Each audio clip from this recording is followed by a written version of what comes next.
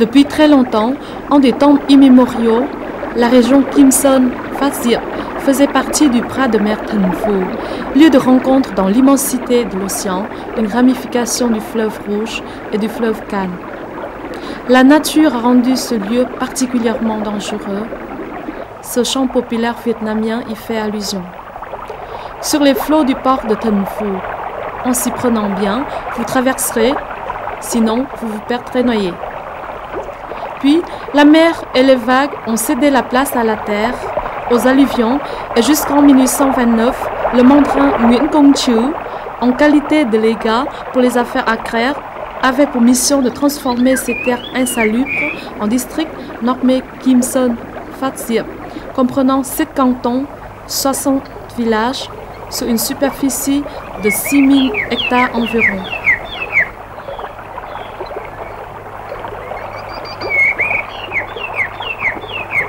Les villages de cette région conquise par la terre ont été conçus par Nguyen Công Trứ selon une orientation nord-sud et irrigués par d'innombrables petites rivières coulant parallèlement, telles des dragons, pour se jeter dans l'océan. Les noms des villages sont magnifiques. Chi Chính, Thủ Trung, Liêu Quang, Hướng Đạo, Hòa Lạc, puis Phat Diep qui veut dire irradiant de beauté.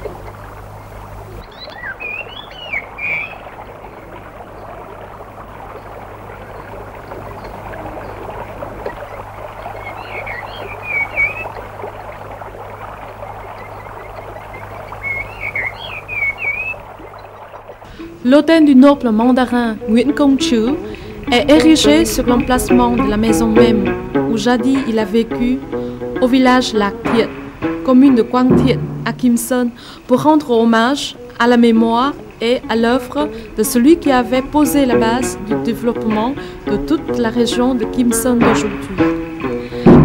40 ans après, un autre personnage lui succédait dans cette même mission, celle de mettre en valeur des terres nouvelles en apportant à la région Kim Son Phat Diep un patrimoine d'une rare valeur.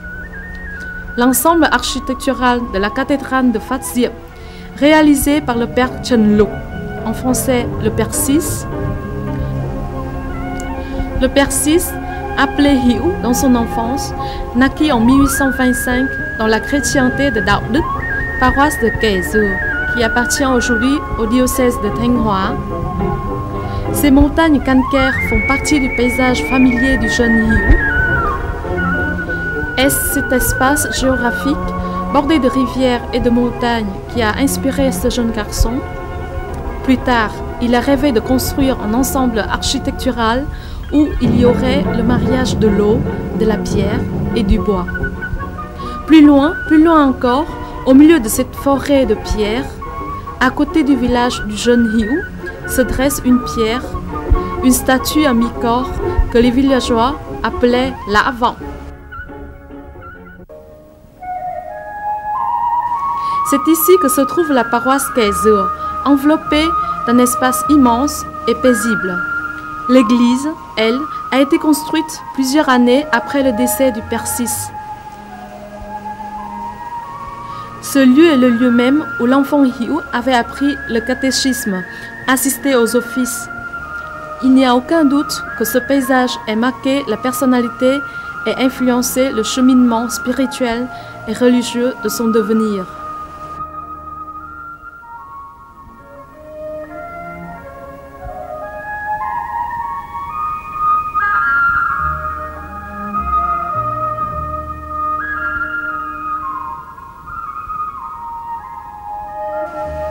À 15 ans, le jeune Hiu est venu vivre avec le père Tio dans la paroisse Pek Bat, aujourd'hui devenue Pek Lien dans le diocèse de Phat Diep.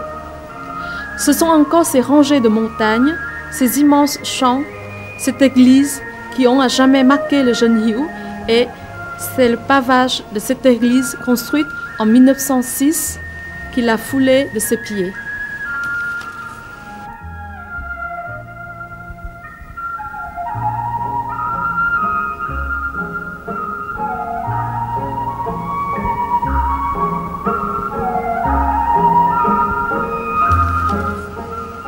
C'est en 1845 que le père Tio a permis au jeune enfant Hiu, doté d'une rare intelligence, d'entrer au séminaire de Vinci. Rompu aux arcanes du chinois, du vietnamien et du latin, il deviendra plus tard professeur dans ce même séminaire. C'est encore dans ce village tranquille, bordé par la rivière Dai, que notre séminariste passa le temps de ses études et eut l'occasion de côtoyer des professeurs hors du commun, tels que les saints-pères Paul Lebaudet, le père Pierre-François Néron-Bach et le père Théophane Vénard. Cette époque marqua définitivement la profondeur de sa pensée et l'étendue de son érudition. En 1858, notre séminariste est ordonné diacre et en cette même année, il est arrêté par la cour pour ses convictions religieuses et exilé à Lạng. C'est justement en ce lieu d'exil qu'il reçut le nom de Vénérable VI. Car être diacre est la 6e et avant-dernière étape vers le sacerdoce. Les vicissitudes de la vie l'ont forgé et l'ont rendu déterminé et volontaire. Plus que d'ordinaire, il s'est saisi de cette occasion pour déployer son imagination créatrice et laissera à la postérité un immense chef-d'œuvre qui fera la fierté de l'art sacré architectural au Vietnam. Sur cette terre faite d'alluvions, avait un système enchevêtré de fleuves et de rivières, le père VI a très habilement manœuvré la force de l'eau pour transporter des millions de tonnes de bois et de pierres afin de mettre en œuvre cet immense chantier. Et durant 34 années de cette paroisse de Phat Diep, il a élaboré avec les moyens du bord ses travaux de grande envergure.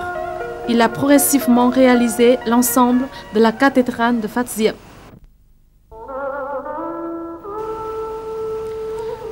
Sur une superficie de 30 000 m² de marécage, le père VI a fait construire une dizaine de monuments de tailles différentes qui constituent aujourd'hui l'ensemble architectural de la cathédrale de Phat Diep.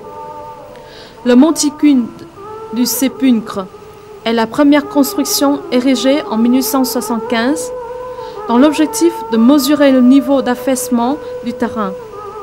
Actuellement, il est renommé Mont de la Nativité.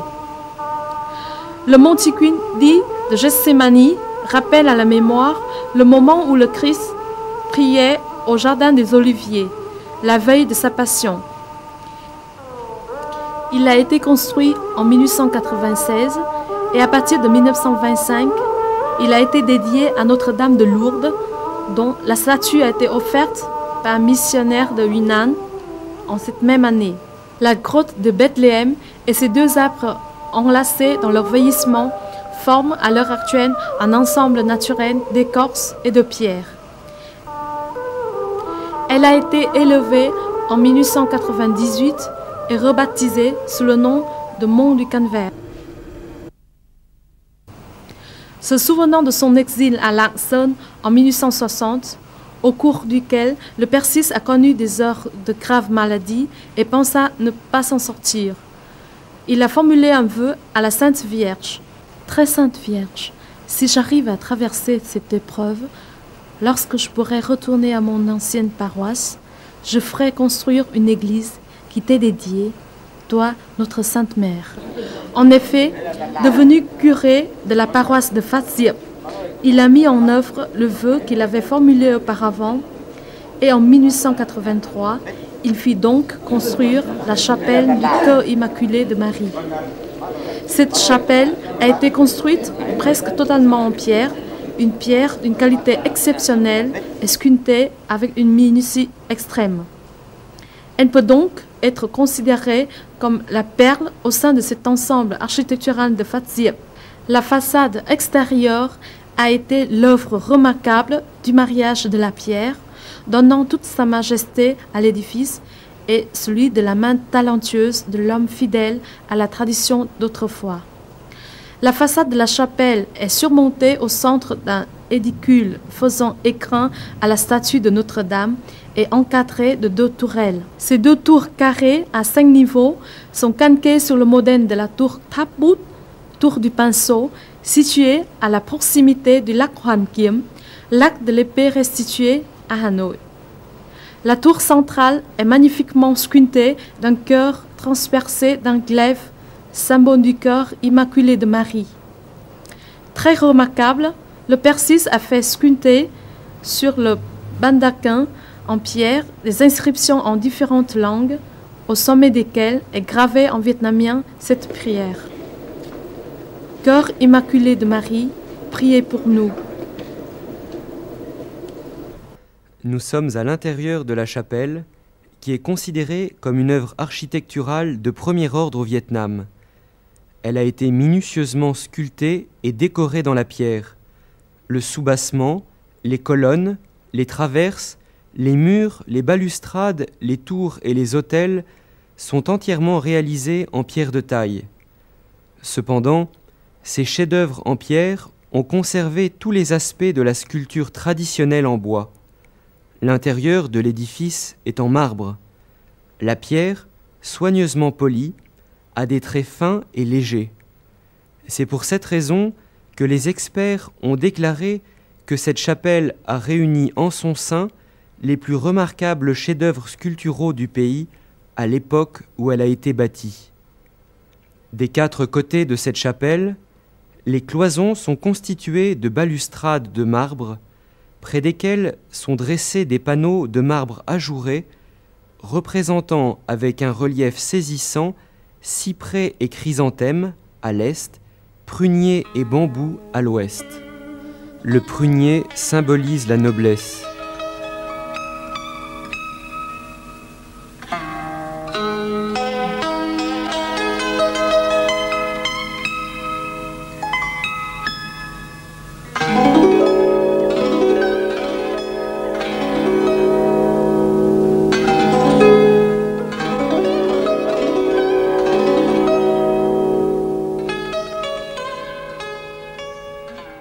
Le bambou, à la tige élancée, représente la droiture et la rectitude.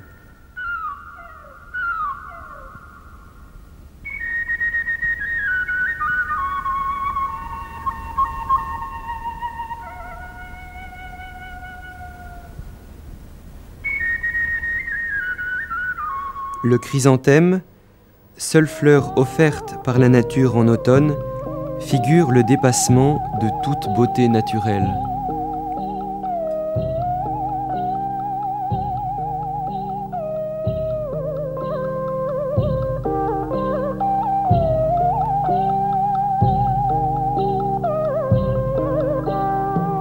Le cyprès conserve majestueusement toute sa verdure durant l'hiver, alors que le reste de la végétation se dénude. Ces 4 plantes portent en elles le symbole de l'honnête homme.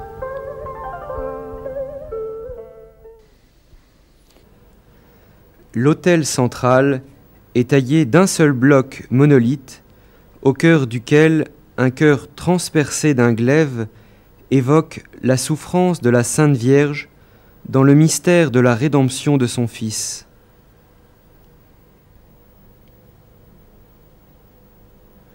À gauche, un puits couvert est gravé avec 2 inscriptions en latin, Puteus signatus, c'est-à-dire puits scellé. À droite, une autre sculpture représente un jardin clos de toutes parts.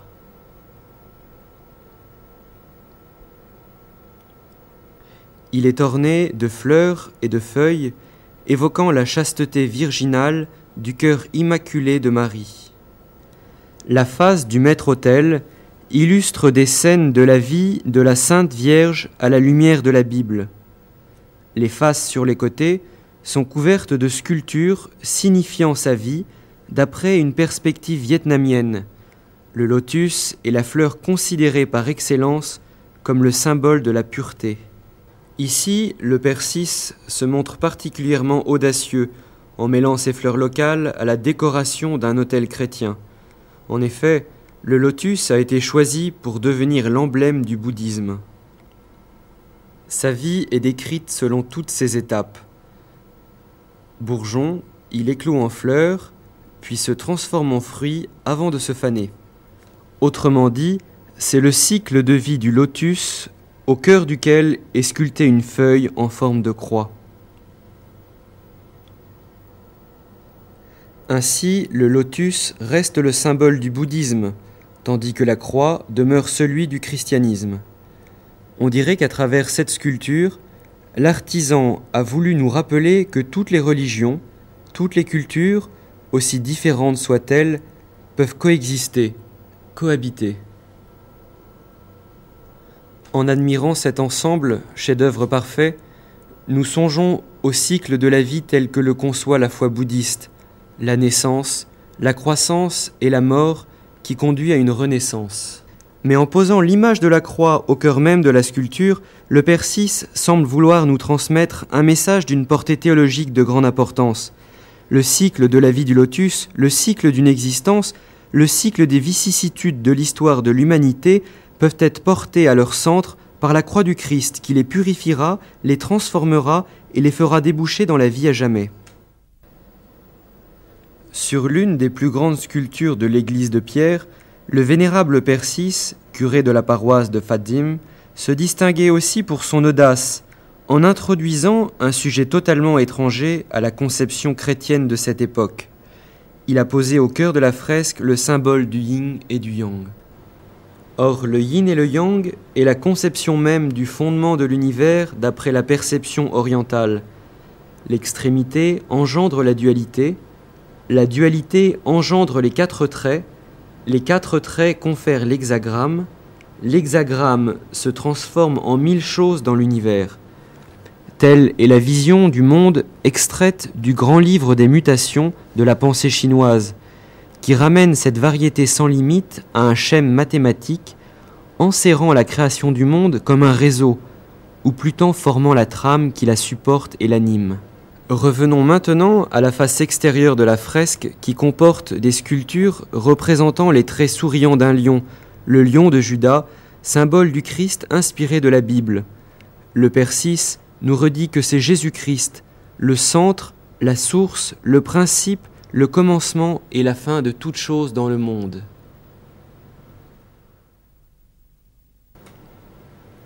Le phénix aux ailes déployées, portant à son bec un encrier et des pinceaux, est l'emblème, en Orient, de la pureté et de la beauté suprême de l'impératrice.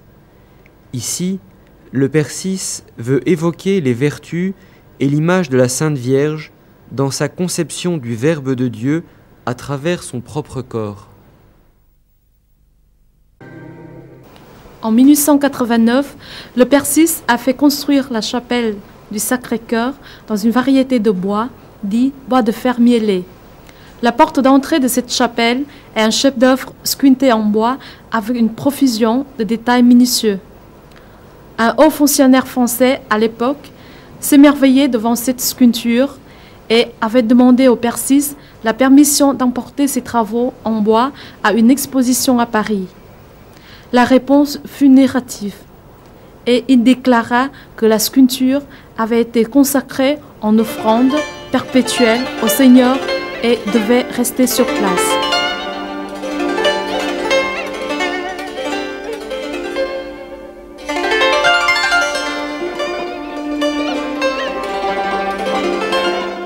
En rentrant à l'intérieur de cette chapelle, on dirait que toute l'architecture et la sculpture en bois se sont donné rendez-vous pour une fête avec 1000 ans d'histoire de la terre vietnamienne. Nous retrouvons les formes majestueuses, solennelles des cités impériales ainsi que les aspects harmonieux des temples et pagodes.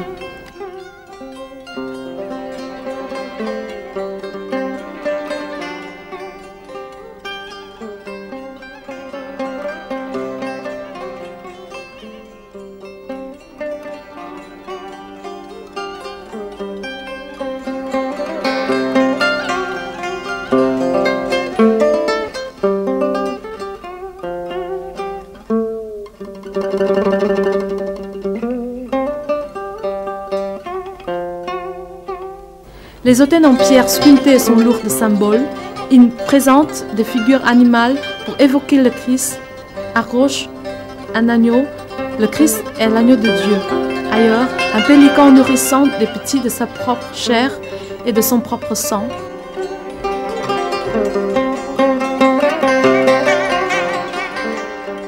droite un lion, le lion vainqueur de la tribu de Juda. En 1895, le Persis a fait bâtir en bois de jacquier la chapelle dédiée à Saint Jean-Baptiste. Le décor en bois évoque des rideaux à demi relevés. Depuis 1923, la chapelle a été rebaptisée. Elle s'appelle désormais la chapelle Saint-Roch, parce qu'en cette même année éclata une épidémie de choléra. Les chrétiens de l'époque invoquèrent Saint-Roch, patron et guérisseur, et furent eux-mêmes guéris en grand nombre.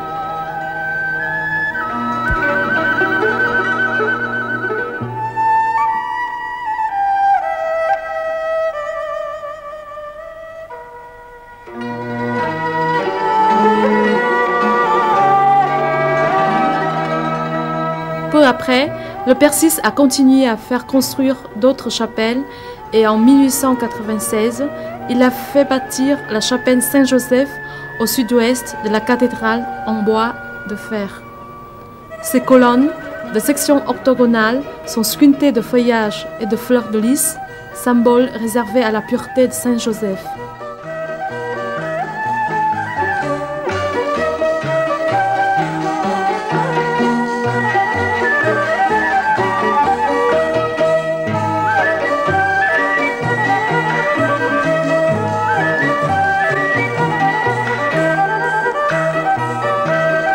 Le chœur est encadré latéralement par 2 balustrades en pierre de taille, portant 14 bas-reliefs de pierre relatant la vie de Saint Joseph, son mariage avec Marie, l'apparition de l'ange à Saint Joseph.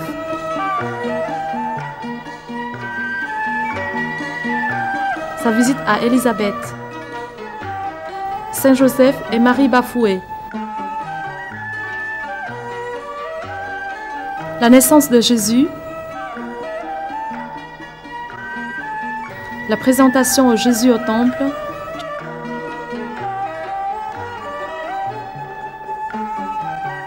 la fuite en Égypte,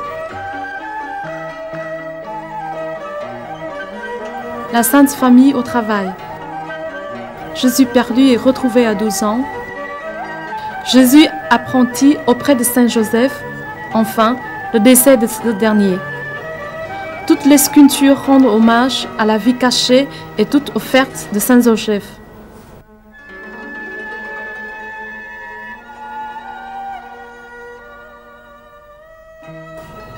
En partant de la chapelle Saint-Joseph vers le nord, on arrive à la chapelle Saint-Pierre. Le Persis l'a fait construire en 1896 en la dédiant à son saint patron. Tout l'édifice est en bois de jacquier, mais aujourd'hui, les parties restaurées ont été réalisées en chêne.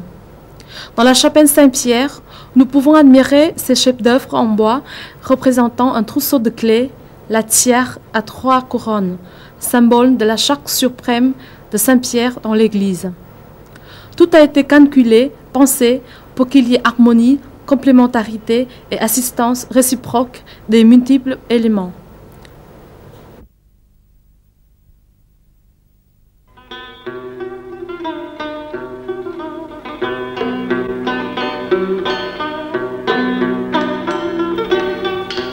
L'autel et ses gradins supérieurs sont formés d'un monolithe de granit pesant 20 tonnes.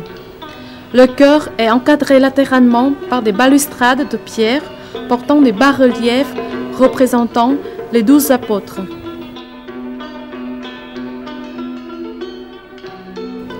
Il y avait à Fatzir 12 chrétientés.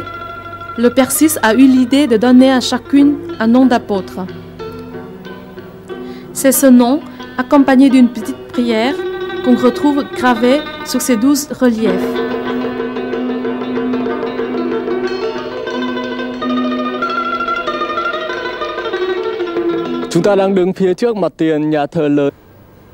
Nous nous trouvons maintenant devant la façade de la cathédrale, construite en 1891.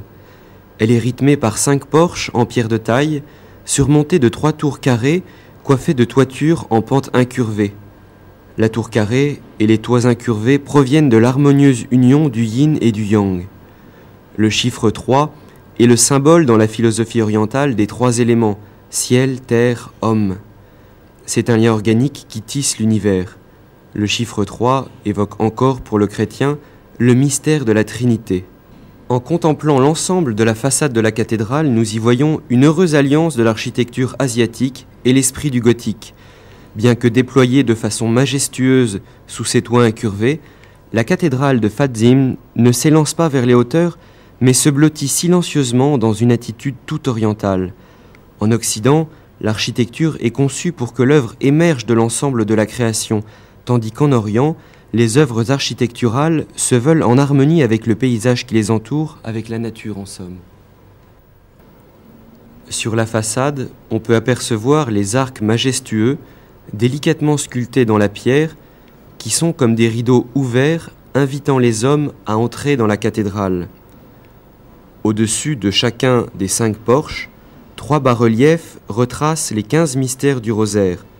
De gauche à droite, les mystères joyeux, les mystères douloureux relatant la passion du Christ, et les mystères glorieux, avec tout à fait à droite le couronnement de la Sainte Vierge dans le royaume des cieux. Notons ce point remarquable. Rose et lotus entremêlés évoquent les grains du rosaire, et des anges sont sculptés selon la tradition picturale asiatique. Ailleurs, des personnages de la Bible ont des visages vietnamiens, ovales et lisses. Les saints sont vêtus de robes de cérémonie en brocart, et enfin, Ponce Pilate est coiffé du bonnet de cour à ailettes des grands mandarins, administrateurs du pouvoir.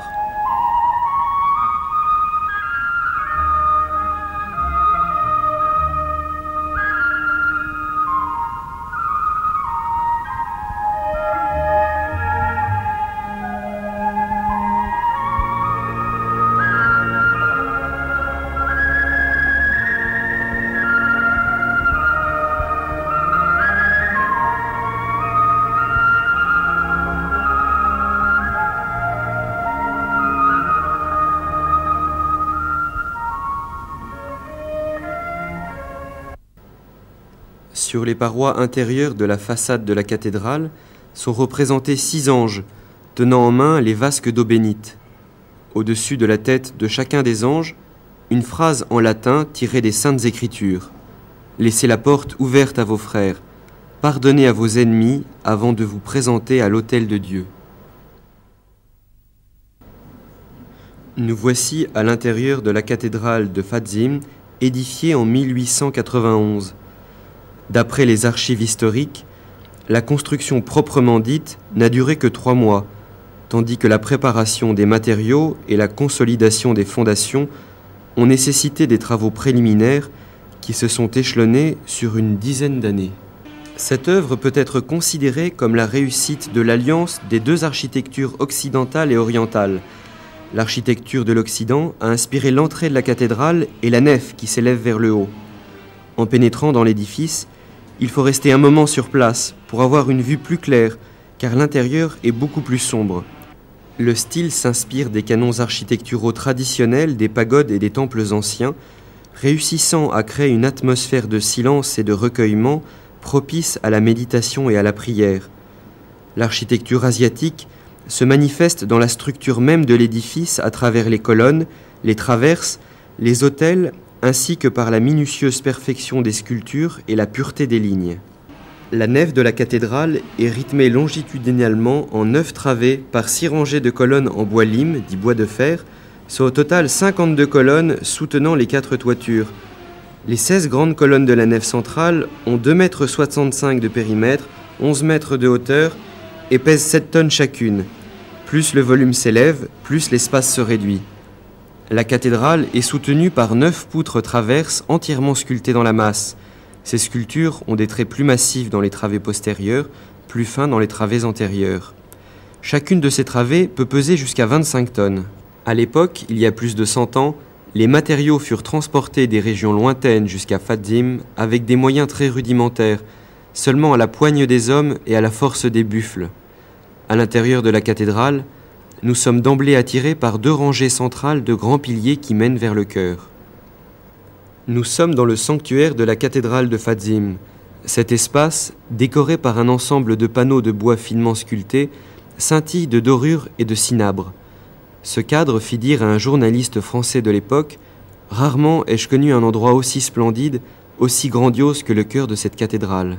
Tout en haut, à l'intérieur de l'arcade de la voûte, un tableau présente Notre-Dame remettant le chapelet du rosaire à Saint-Dominique. Au-dessus s'ouvrent 7 fenêtres munies de vitraux sur lesquels sont représentés au centre le Christ roi, entouré de 6 saints martyrs du Vietnam. On peut voir un évêque, un prêtre, un mandarin, un soldat, un chef de village et une paysanne.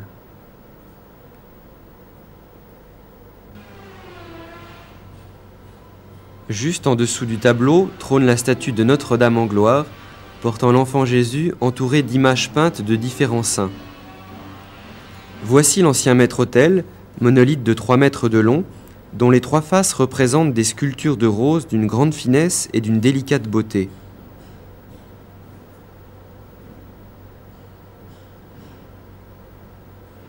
Devant celui-ci se dresse le nouveau maître-autel, fait d'un monolithe de granit posé sur 2 colonnes de pierre taillée en forme de bambou. Cet autel a été récemment érigé en octobre 1990 à l'occasion du centenaire de la cathédrale. Nhân danh Chúa Cha và Chúa Con và Chúa Thánh Thần. Bình an của Chúa hằng ở cùng anh chị em. Pères, frères et sœurs, aujourd'hui, toute l'Église catholique célèbre la fête de tous les saints du ciel. Danh Thiên Chúa trên các tầng trời và bình an dưới thế cho người thiện tâm. Frères et sœurs, aujourd'hui, nous célébrons la fête de tous les saints du ciel. En parlant des saints, nous avons tendance à parler de ceux qui sont spéciaux, des super-hommes ou des élites les plus brillants du siècle. En réalité, c'est vrai que les saints sont, d'une certaine manière, extraordinaires, mais si nous ne pensons que ça, qu'ils sont tous des super-hommes, nous sacraliserons tout chez eux et nous n'aurons plus l'idée ou la volonté de devenir des saints. Car nous penserons qu'être saint, c'est très difficile, très loin de nos possibilités humaines. Si nous pensons comme ça, nous avons complètement tort. La question qui a posée à chacun d'entre nous est de savoir qui sont à nos yeux les saints et quelle est notre conception de la sainteté. Eux, à mon avis, ils ont sans doute des points communs avec nous et en même temps des différences. C'est ce à quoi nous devons réfléchir aujourd'hui. Le campanile, de forme carrée ou maison communale, est une construction bâtie sur un grand espace selon le plan traditionnel des maisons communales de la région. Il a été réalisé en 1899 dans une architecture exceptionnelle avec un portail à 3 entrées comme les palais asiatiques. Sur ce portail, on trouve un clocher composé de 3 étages. L'étage inférieur est construit en pierre sur une grande estrade, divisée en 3 compartiments très sobrement décorés et meublés chacun d'une banquette de pierre. La banquette de la pièce centrale est la plus grande.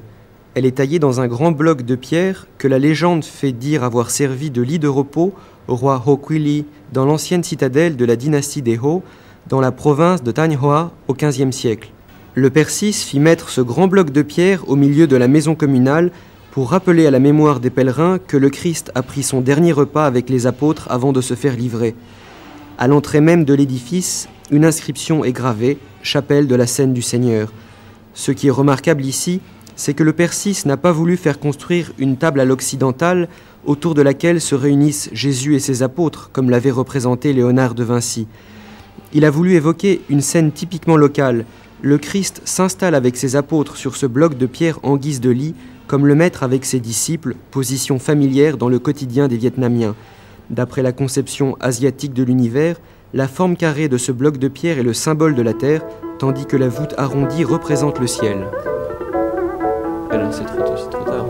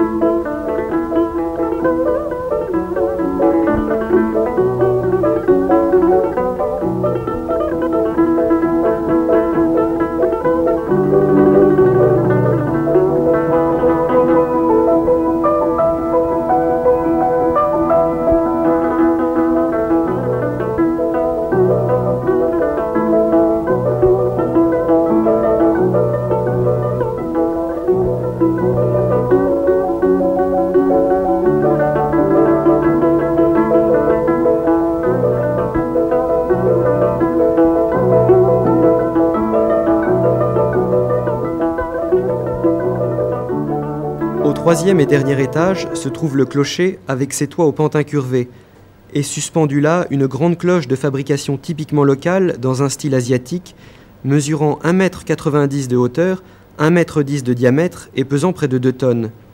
C'est une cloche frappée à la massue qui se distingue des autres églises dont les cloches sont tirées par des cordes. La cloche, fabriquée en 1890, a été conçue dans une recherche de l'harmonie entre l'Occident et l'Orient.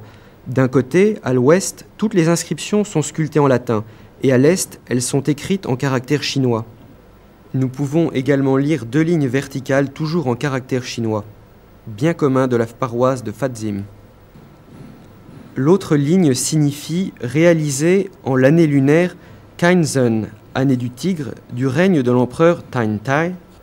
Autour de la cloche sont inscrites sur les 4 poignées des caractères chinois printemps, été, automne, hiver. Sur la partie supérieure, vers l'ouest, sont gravées en latin les paroles attribuées à la cloche. Je loue le vrai Dieu, je convoque le peuple, je rassemble le clergé, je pleure les défunts, je chasse la peste, j'embellis les jours de fête.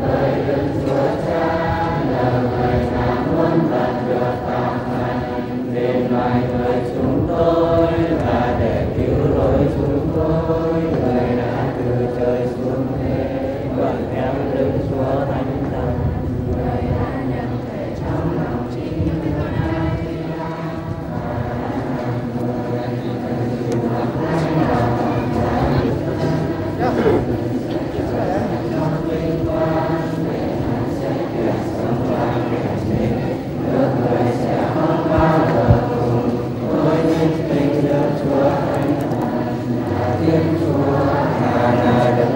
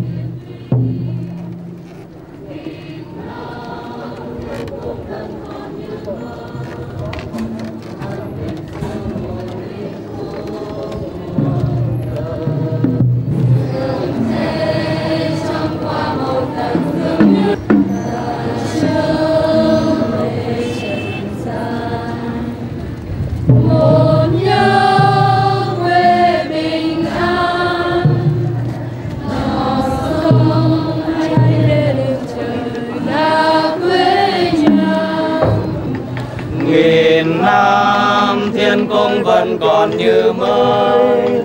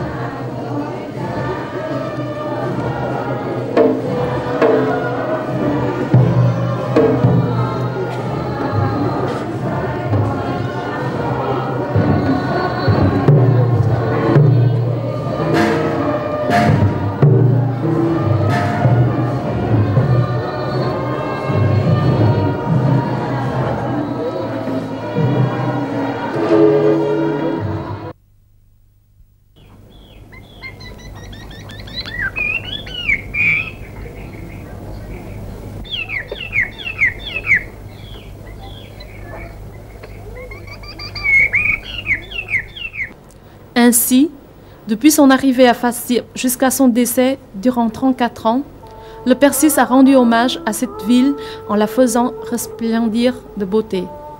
Telle est la signification de Fat Sip. Il lui a surtout donné une âme et a conçu une église typiquement vietnamienne. Jusqu'à aujourd'hui, nous tous, nous admirons son talent d'organisation, son sens esthétique, ses capacités créatrices et la profondeur de sa pensée. C'est bien ici que le Persis a transmis le message de sa foi chrétienne. Déjà, vers la fin du XIXe siècle, le maréchal Lyautey de l'Académie française avait déclaré que le Persis était doué de génie créateur. Un siècle plus tard, le journaliste René Declercq a repris. Si en France, le XIIIe siècle a été le siècle des cathédrales, la cathédrale de Fat Sip au Vietnam représente, elle aussi, le sommet de la rencontre de l'esthétique et de l'architecture dans le domaine de l'art sacré. Certainement, cette remarque peut paraître quelque peu exagérée, mais devant cette œuvre grandiose, toute parole est vaine. Il faut se rappeler que le Persis a grandi et a fait des études dans un contexte mouvementé de l'histoire du Vietnam, où les religions chrétiennes étaient durement persécutées. En aucun moment, il n'a entrepris des études d'architecture, ni n'est sorti de son pays. C'est grâce à sa détermination, son enthousiasme et sa foi puisée à ses racines que le Persis a réussi à mener à bien cette œuvre architecturale. Le Persis est décédé en 1899. 40 000 personnes se sont rassemblées pour l'accompagner vers la maison du Père. Son corps fut inhumé dans une tombe modeste au milieu de cette magnifique place. C'est l'endroit où se repose le bon pasteur qui a donné toute sa vie à Fat Sip.